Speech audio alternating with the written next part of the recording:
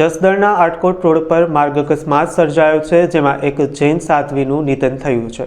વિગતો મુજબ જસદણથી જૂનાગઢ તરફ ચાલીને જઈ રહેલા જૈન સાધ્વીઓને બચાવવા માટે મગફળી ભરેલા ટ્રેક્ટરના ચાલકે વાહન તારવ્યું હતું।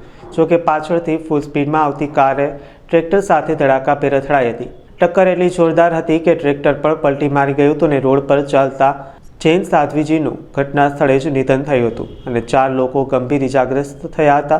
કારમાં ફસાયેલા 4 લોકોને ભારે જહેમત બાદ કટર વડે કાર કાપીને બહાર કાઢવામાં આવ્યા હતા। તમામ ઇજાગ્રસ્તોને તાત્કાલિક સારવાર અર્થે આટકોટની કેડી પરવાડિયા હોસ્પિટલ ખસેડવામાં આવ્યા છે।